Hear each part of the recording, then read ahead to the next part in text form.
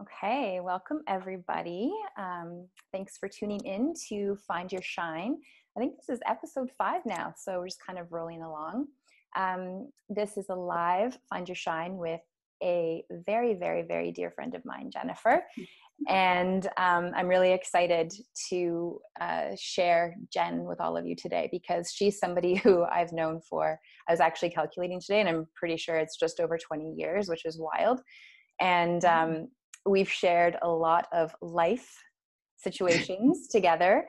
We have a lot of really amazing stories that will definitely be for another time. But what I love the most about Jen, and it's funny because she just asked me before we pressed the live button, like she said, I don't know if I have if I'm going to be able to speak to your audience. And I was like, actually, you totally are, because I continuously see you step into your shine. I continuously see you facing fears and doing it anyway, kind of like right now, and seeing you kind of like just, I don't even know what the term pushing the envelope means, but I want to say that because I feel like you're just continuously wanting to grow and go further. So I'm really happy that you're here. So welcome, Jen. Hi, honey.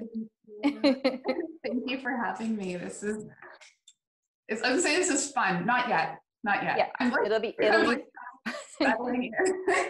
I know. And it's so funny because we've been trying to actually just have a Zoom chat for I don't know, 6 months now, just to actually reconnect. And every time we tried, it just wasn't happening. And then here we are today. So, we get to catch up and do work things at the same time, which is the beauty of it, right? Because life and work kind of intertwined. So what I guess I want to do a little intro. So you are an entrepreneur like no other. I feel like you've always got new business ventures on the go, which I find super inspiring. You're a published author, which your books are amazing, by the way. And you're a mother of 4, which in itself is a full-time job. And I want to give you a medal. And I'll take it. And then you're also I see that you're just continuously also working on yourself. And when I mean working on yourself, I mean discovering more and more things about yourself all the time. So I mean amidst all of this stuff that you're continuously doing and creating, you find the time to also be tuning into yourself and getting to know yourself more and more. So that's another thing that I absolutely admire about you. Aw. So I guess what I'd really like to know, the first question, I mean, I want to know all kinds of things, but one of the first things is what is the fire that drives you for this constantly creating, constantly growing and expanding?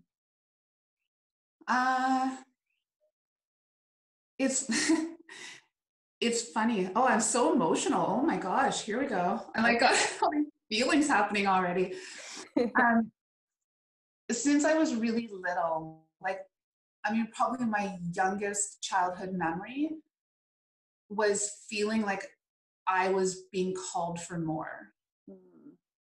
And it took me a long time to kind of sink into that. And I kept asking, and no matter what, I was putting it out to the universe, what am I supposed to be doing? And I thought that it was like an individual thing. I thought it was a thing. You're supposed to be doing this.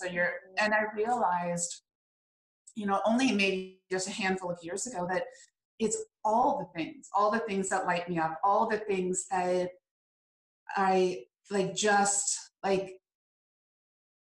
I can't even put it into words. I have so many things I want to try, and so many people I want to meet, and so many different things I want to create. And I realized that was my calling. It was to do all of it and follow the passion, wherever that's leading me. And obviously the most responsible way, right? Obviously we can't just flitter off and follow all our passions like that. And it was just, it's always been there, always, my whole life. And it just felt like this driving force, always pushing, saying and we all are created for more. We all are created for greatness. We're all created to shine. And when I finally just embraced that, I just started going for everything. And it just, nothing's been the same since. I love it. I absolutely love that. And I mean, I can see that in you, particularly in the past few years, which has been holy, Jenny's really going for it. And I love that because I mean, I can relate to that too. It's just like that driving passion, like, and it's not the feeling that it's not enough. It's never that feeling No. like, oh, it's not enough, I have to do more. It's the feeling of like, there is more.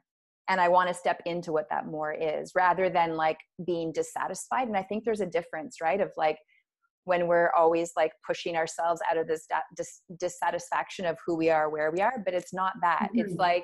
It's like, no, I want more. Like, I want to experience more. I want to Yeah. offer more. And I think that that's like, I just think that's beautiful. And I think that the amazing paradox is I mean, like, I'm a smidge older than you, but still, like, we grew up in a time where, you know, all of the adults around us, they had one job, they worked Yes. at their whole entire lives, whether they liked them or not. I mean, like, I'm not sure. I've never really even asked my parents that, you know, like, did you love your job?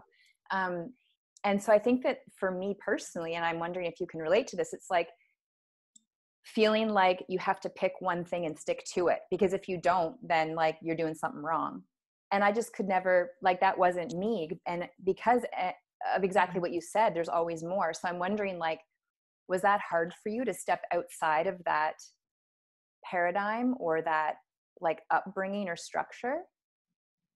Um, yes and no. So it's a little bit different too for me. Like I was a mom really young, Mm-hmm. and I was a single mom really young, unfortunately, like life, like, right? So I always, and I wasn't educated. I just graduated high school. So there wasn't really that whole idea of career. I was just working jobs to feed us. And so I never really kind of had that. And that's what my mom did. My mom took care of us the best way that she could as well. She was a single mom. And so I didn't have the pressure of having a parent like putting that type of pressure on me. Mm-hmm. I did find later in life, I heard a couple, like, even a couple people say, like, not in the most positive way, but like a floater, right? Or a, a, oh, I don't even know. I can't even think of like some of the words that were used as far as Gypsy. someone that was like, A yeah, right. gypsy. Yeah. And, and it was funny because I know it was always kind of meant as like, you know, something not good. But I always took it as a compliment because I thought the people that were saying it felt really unhappy. And so, and I was like discovering happiness on a level that I didn't even realize was possible. Mm-hmm. So I don't know. I just kind of figured, well, I could either do this and be like unhappy or miserable or whatever, or I could just do what felt right to me and what felt like it was my calling. And so I just kept following it and following it. And then I wasn't really able, because I was taking care of my family and my children, and I wasn't really able to kind of like dive fully in because I had the responsibility and then of course I had more children, and right, so I had the responsibility of all that. So I wasn't able to kind of dive fully in to all of it until about 10 years ago when I met my husband. And it just kind of all started at that point. Like he started supporting, like was really supportive of my passions. And then of course, having that one person that just believed in you, like in a way that I had never felt before, it just opened up everything to me. And then that's when it really started. Like that's probably when it kind of all started unfolding, and I started exploring amazing things. And I'm like, I want to own my own business. And so I bought my business, and Mm-hmm. I want to become a writer. And so it's like, I don't know how to do this, but Mm-hmm. I can figure it out. So yeah, it just all fell into place. So I didn't have like the pressure of a parent, but I did have some external things around being like, no, you need to settle down and figure it out. And Mm-hmm. like, you can figure it out without settling down, I guess. Yeah. And I mean, Yeah. like, do we ever have it figured out? Right. Like, I I think don't think that's the so. thing. Like, I mean, Yeah. maybe some people do, but it's like, for me, like the part of being human, the beautiful thing is that we're continuously growing, we're continuously evolving, which means we're continuously figuring out more things about ourselves. Right. And I mean, like, I don't want to get to the point where I figured everything out, because that means my life's over, I think. Right. Like, it's Yeah, I agree. opening up to that. And I mean, so everything that you just said really encapsulates like what it's funny because I was going to talk to you about something completely different today. And this morning I was like, no, we're going to talk about following your heart. And I was like, I don't know how that's all going to unfold, but really everything that you just said is exactly that, right? You're following your heart. You're not letting your mind and your thoughts and your fears or your beliefs that are maybe not serving you get in the way. You're like, no, I'm following my heart, and I'm gonna buy a business. I've never owned a business before. That's okay. I'm gonna write books. I've never done that before either, but that's okay. So I guess that's the thing that I see that is so shiny within you, is that like, it's like, no, I'm just gonna keep going. And I think that that's really just such a beautiful gift. So I want to make sure you know that. Thank you. It's, and I think it's important, like it's right before I bought the business, I made sure I took some courses and stuff, right? Like it's important, obviously, to set down the foundation, Yeah. right? Of what you want to like before you kind of start that stuff. But I was afraid. I think that's the biggest part. I was afraid of everything I've done, everything before I've done it. There's never been a thing that I've done where I thought, no, I've got this, right? So I think about, I go back to when I'd written my very first book, and it wasn't even fully illustrated yet. And I was like, oh my goodness, I'm going to have to talk in front of people and read the book. And I hadn't really thought of that part before. And so I asked my daughter's teacher, Belle, at that point, she was in grade 4.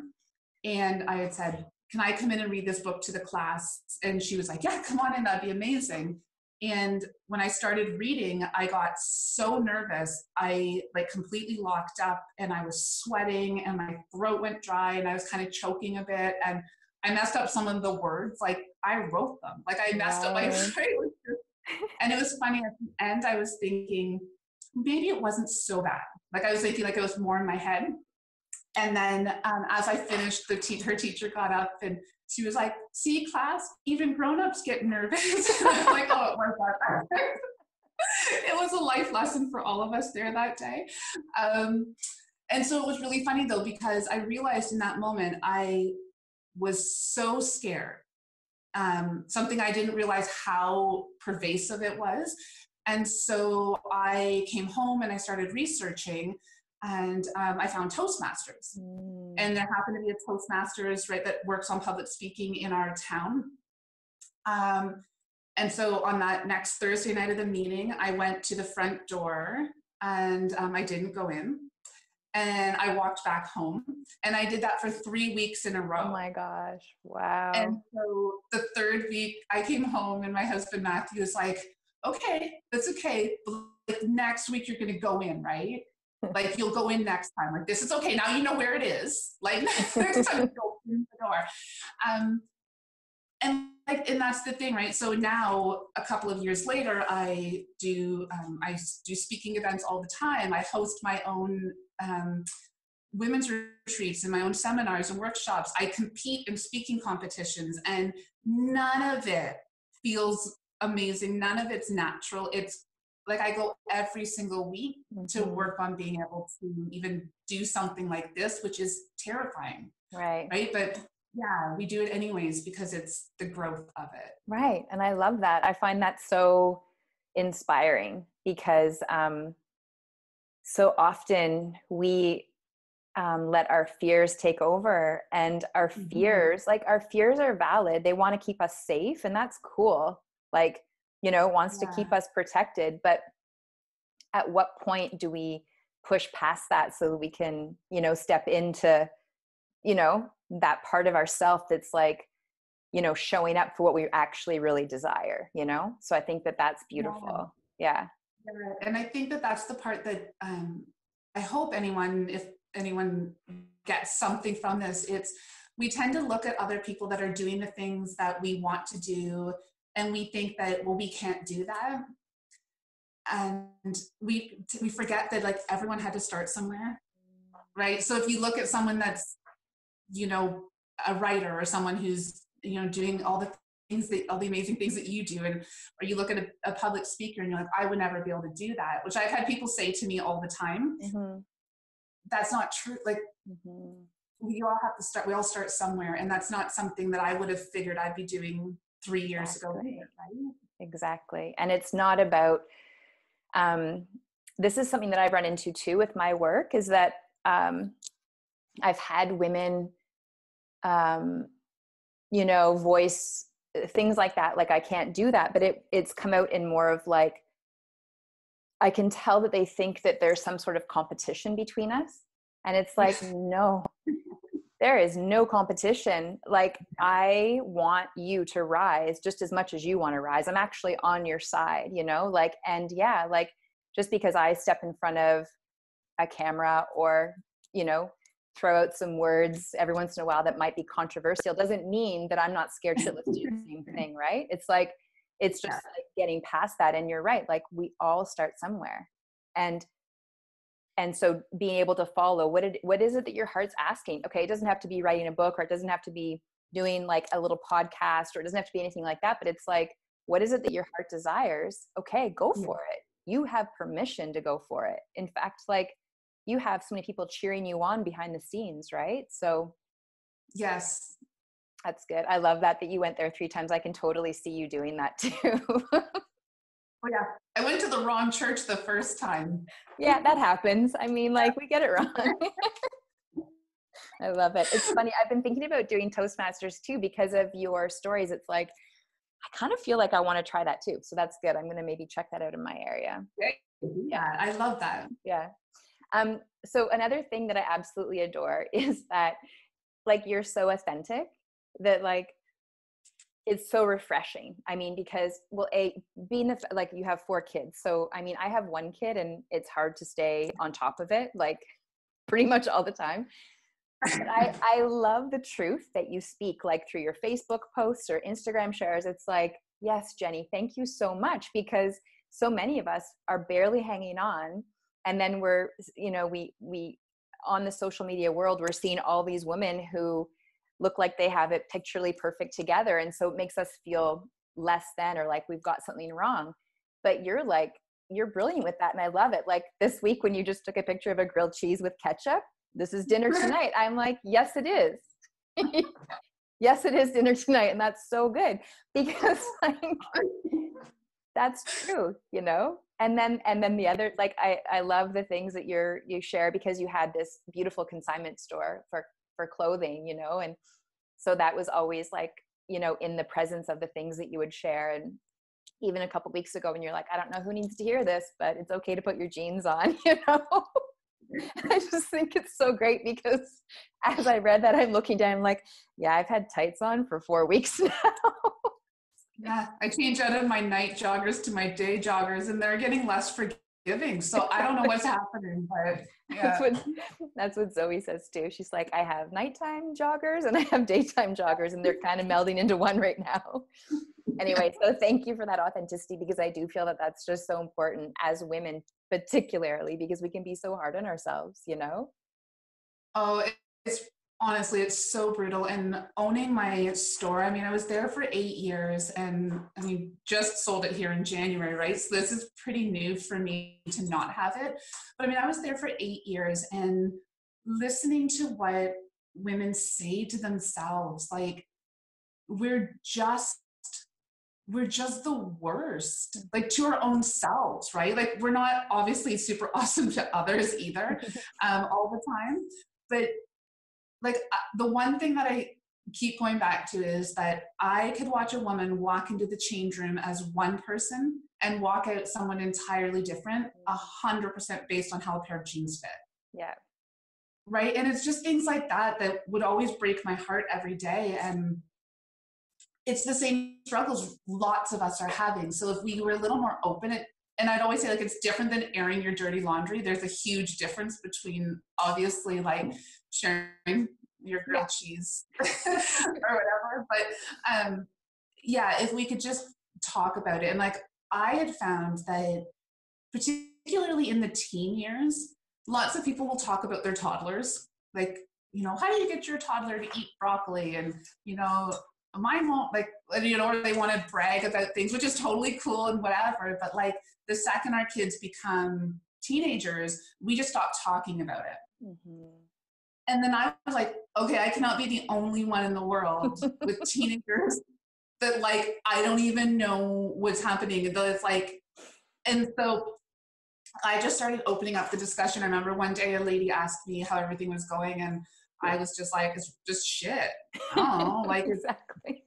and she looked at me and I'm like, I don't know. You've got kids the same age. Are yours awesome? And she's like, no. Like, of course Exactly. they're awesome. But like, right, we have to be a little bit honest about it, because the truth is, I think at that point, we're so linked up with their behavior being linked up to our parenting. Like, that's a parenting fail if they're kind of, but it's not. It's hormones. It's more their peers. It's all the environment around them, right? Totally.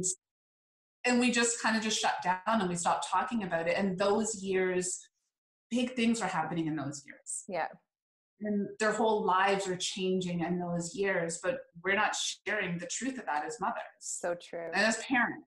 Yeah. And so I was just like, no, like, this is what's happening and this is how I'm feeling about it. And it's so funny because I think often in life, like, it just takes one person to go first. Yeah. And then all of a sudden someone's like, oh, thank goodness, because mine, like, and then it just, the floodgates started happening, and then the sharing started.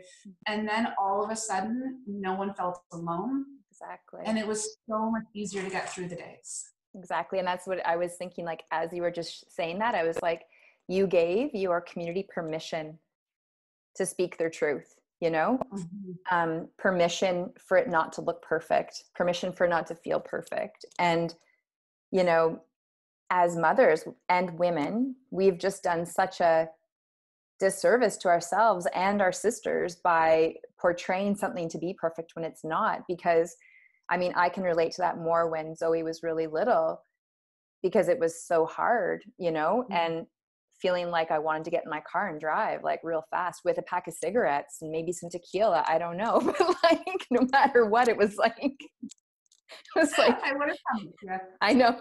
I would have picture it.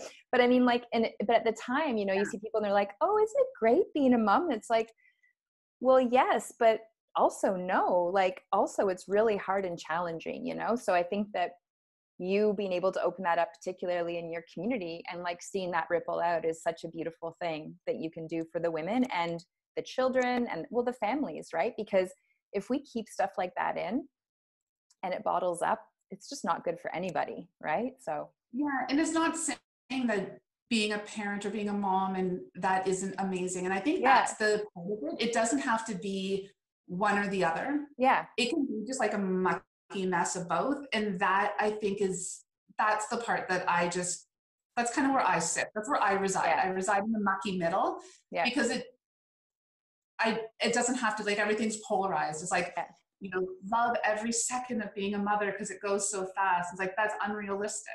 Yeah. And so if it's unrealistic, it's setting us up for failure, because you can't love every minute of everything, but you can really just do your best in every moment of everything.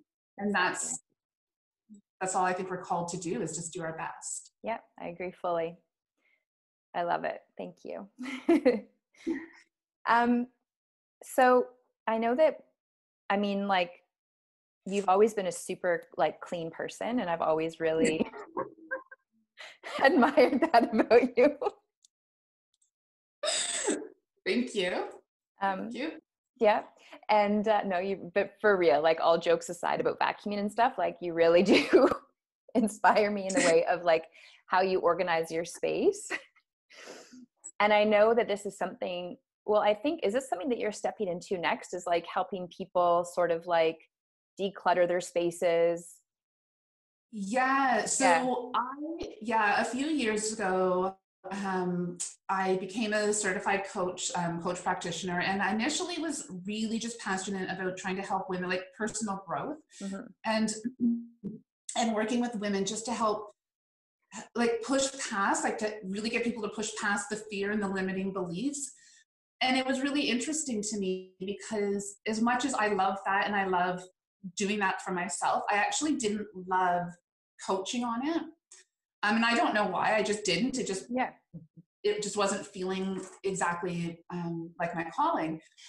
And so I had kind of just stopped coaching for a while and just kind of put it to the side. And plus I had my books launching in my business. So I didn't really think a lot about it. And over the past year and a half, probably, it just, the home keeps settling in. Like, it just, everything keeps coming back to the home for me. Mm-hmm. And I realized that I was just following the wrong calling. And I had really struggled for a while thinking it, and I think I've maybe shared this with you before, but being like, you know, organization and decluttering and making a house a home, like, you know, that's fine, but like, it's not big enough. I was thinking like, it's not going to help people enough. It's not deep enough. It's not spiritual enough. Like, it wasn't enough, right? I kept putting that word around there. And then I don't know, as I just decided it was, right? Like, we're raising our children in these four walls. We're cultivating relationships within these four walls. And if our energy is going into stresses of our environment within here, plus all the stuff out there that we can't control, what type of energy are we putting into our children, into our relationships, into our marriages, or into ourselves? Like, so it was all the things. And I just was like, no, there's value in it, and it's my value. And so I started diving into it, and it was really interesting. I just kind of started putting stuff out there, and things just started falling into place, and people started reaching out, and I was like, this is what I was meant to do. This is, so yeah, I could just, and I always say, like, if it's something that you could talk about all day and not get bored talking about it, that's your thing. Like, yeah, that's true. Yeah. Yeah. And I mean, you're like, really, you're so good at it. And I think that like anybody who's watching this should really come over to your like personal page and just check out, because your picture, like, this is what I love, is that it's so simple, and it's not like you're ever choosing things that are super pricey. It's like, can be as easy as like a can of paint and a trip to like, you know, a secondhand shop to get some really cool things. And even the one thing you did, which I loved, was like taking the slip covers off of books and just lining them up on your shelf that way. It just looked so clean and simple. And it's like, I think that we forget that like a cluttered space equals a cluttered mind, you know? So if we're looking at clutter all the time, we can't. And I mean, like, for me, it's like, if I wake up in the morning, my house is, if I didn't tidy it the night before, I'm like, it just puts me in a completely different frame of mind for the whole day, because it's like, I feel like I can't get on top of it, you know? And so, I mean, I'm just starting to realize more and more how much clutter does affect me, and how, you know, this house that I live in, and I mean, everybody lives in, it's like a temple where our souls exist, right? Like, and we're raising our family. So it's like, to put the love and energy into our surroundings so that we like adorn it with beauty is such a beautiful thing. And it makes total sense to me. And I absolutely think it's big enough, because it not only is it like, you know, whatever word you want it, like, it's not that it's not spiritual, it's not that it is spiritual, it's that it like, it brings you into alignment with who you are. Because if you are looking all around your house and it's like, oh yeah, I love that crystal, or I love that painting, or I love those flowers, you know, like, it just keeps bringing you back to appreciation, to gratitude. And I think that that's like a huge blessing. So and I think about, right, if you're in that space of that's beautiful and I love that, and then how is that going to translate then in the next, when you're dealing with your child, right? Because your energy is already a lot lower, instead of, you know, tripping over this and trying to find that, and you want to play a board game, but the dining table's covered in stacks of paper. And so I'm never one. So the two things that I always like to make super clear. So it's not about like having the perfectly clean, perfectly clean house. That's not my jam. Like, you do you as far as that's concerned. It's about creating the space that fits you and your family and your energy level and anxiety level, and about being practical about it. And so I love that you love my thrift store flips and things like that, because I don't think anyone should be going into debt over home decor. I mean, that's just my personal belief. But in this time, what we're living in right now, if you had a credit card that already was stacked up of things in your home that you now don't own, and then you have to put bills on top of it or whatever if you can't work, it gets heavy, right? Right. So there's beautiful things that we can have in our home, but we don't have to be in debt for them. So what does that look like? And so whether it's saving up for items that we want, that we really, really want, or for me, it's always been thrifting. You've known that, like my whole life. I'm a thrift store junkie. I love it. So that's my, I don't know. No, I like it a lot. I think it's really good because to me, especially right now at this time, right? Like we're all spending so much time inside and in our homes. Like this is the perfect time to declutter, to get rid of things, to rearrange things. And I know I've been doing that just by default. It's like looking at something going, yeah, this is actually the perfect time to clean that shelf and, you know, organize it and do stuff. So I think that's really cool. So I only have a couple more little questions. One is that, like, clearly we're living in a time right now that, you know, things are a little haywire in our world, externally and usually internally, because I keep thinking about this, like, you know, how we're all living in really close quarters with people that we haven't done that with maybe ever or for a really long time, and how that can really bring up a lot of feelings. And I'm wondering, like, if, you know, what is it that you do, or what is it that you're doing in this time, like, to bring you back to your center, to keep you, you know, grounded and all of that? There's a few things. They're super simple though. So once again, this really comes down to just kind of my thing, right? So I need a lot of air.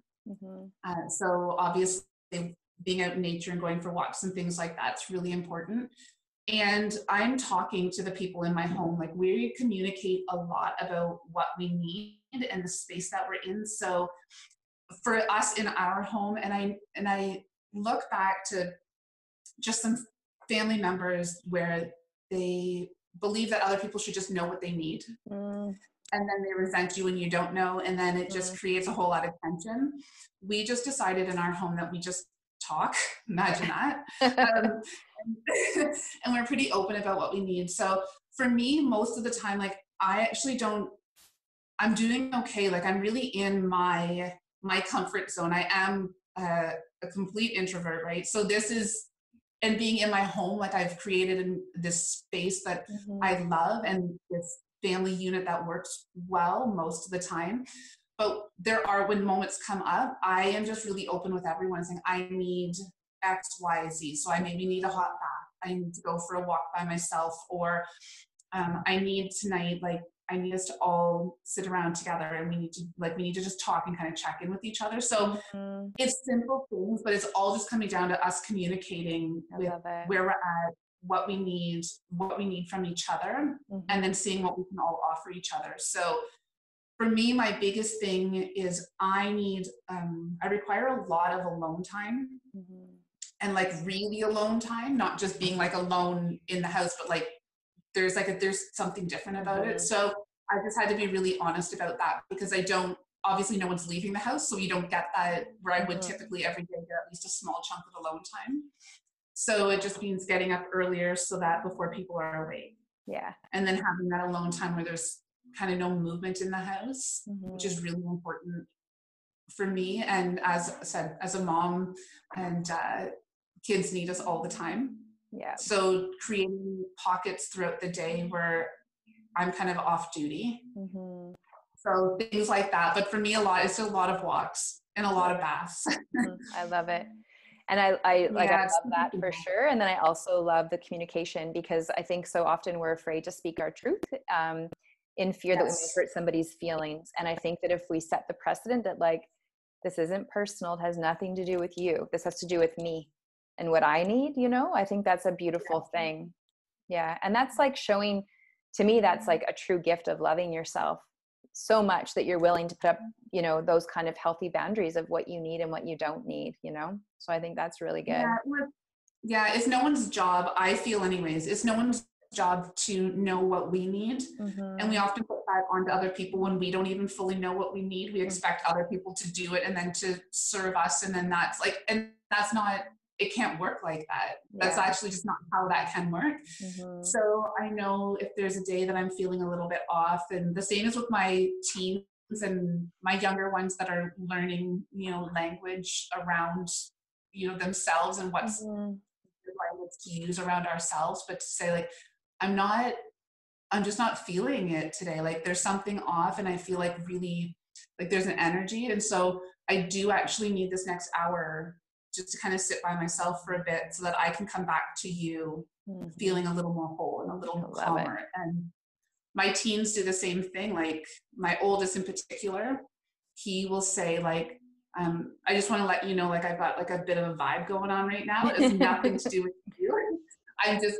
But it's amazing because then there's no guessing, right? We tend to kind of try and guess what people's energy means. Right. And when you don't have to guess, it makes everything just so nice. Alive. Yeah. And I think also what is beautiful about that, Jen, is like you are leading and showing your kids by example. And I mean, if we can raise our kids for them to really know like what they need, what they don't need, what they want, what they don't want, like I think that's like, honestly, that's the foundation for setting them up for success, because they're finding their voice and they're knowing that like they can choose what they need and what they don't need. So I think that is like, honestly, that's invaluable. It really is. Love it. Yeah. So I think that's really it. The one thing, I just had one more question really.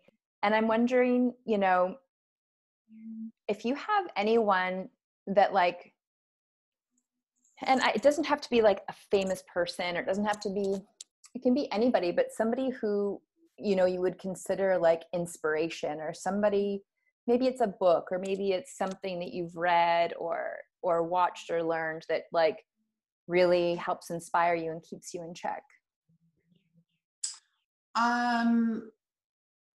There's three. I would say there's three people for three different reasons. Yeah. So obviously, I mean, Maya Angelou would be whenever I just need like a mama, when I just need like that person that I needed my whole life, like whenever I need that, I go to her. I go to her, and I love to not just read her word, but I love to hear her voice, and I love to see her eyes. So I will look up interviews with her, because she's just, she's like everything. I just love her. You're so right. I love that. Yeah.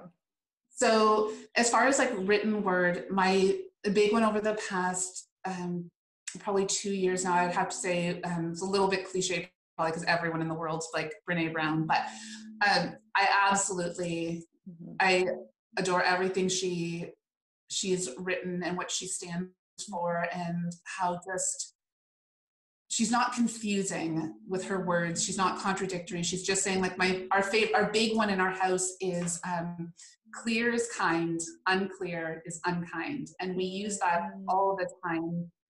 And it's just the simple things that she says that is really, and I think it's because of her language, it really hits me. Like it's just a really down to earth kind of lay it out like it is. So I will go back to her books over and over again for all sorts of reasons, from business stuff just to personal things. And then a little sappy, but I would say my husband, because he's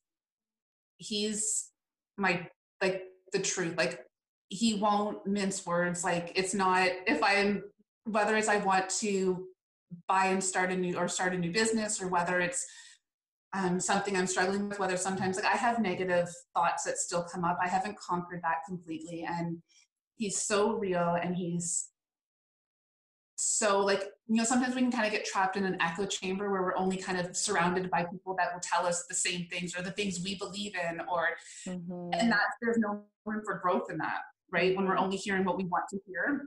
He will tell me the things sometimes I don't want to hear, but I absolutely know I need to hear them. So it depends on what I'm looking for, but those are my three go-tos. I love it. All the time.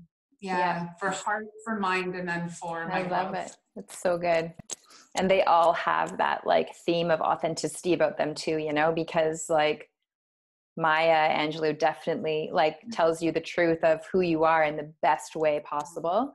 And Brene Brown is so authentic that it's like permission just to be authentic. And then to have, I mean, if for you, it's your husband, and just for anybody, whether it's just another human in general, to have that person that kind of calls you on your shit in the best way is another form of authenticity. And I think that's really good. And I think it's really beautiful for the human part of it to invite those people into your life, because we need that, you know, we need that like gentle reminder of what we're like, kind of what our personality or our ego's up to, you know. And I mean, Yeah. you haven't conquered negative beliefs, you know what, like you might not ever, and that's okay, but you'll get to the point, or we all get to the point where we start to be able to identify them and see them and be like, oh yeah, no, that's not true. You know, like, but I think that we'll always have them because we're here to be human and learn all the things. So Yeah. And I don't even know if it's about conquering. For me, I know it's a lot about just getting through it faster. And I think that's the thing that I've learned when I know that I'm like, how I can like kind of keep track of my growth is, a lot of the thoughts are still there, or the, you know, triggers are still there, but I either don't spiral or I just get through it so much faster with less collateral damage. So it's, and that's when I'm just like, like, that's amazing. And that's good enough for me right now. So it's perfect. It's beautiful. And I think that that's just such a testament to growth in itself, because it's like the same things could keep circling around, and the same experiences with different faces and different situations, and being able to recognize it and not get stuck is good. So thank you, Jenny. I'm so happy we had this chat. Thank you for having me. So I'm going to make sure that on this post is, well, I know your website's already linked, but if you have small children, or any size of child, actually, your books are so great. They're so good for adults and kids. Like, they're so good. And this is such a perfect time to read to our kids. So I would invite anybody to order Jenny's books, because they're so good. They're really good. Can people order them on your website, or is it through Amazon, or both through your website? Straight through the website is the perfect best way to order them right now, and then they just get shipped straight to them. Awesome. Thanks, Jen. Thank you. Love you, sister. I appreciate your time, and I'll talk to you soon. You bet. In a less like confronting, stressful way. That'd be great. That'd be super cool. Let's do that next time. Bye. Bye.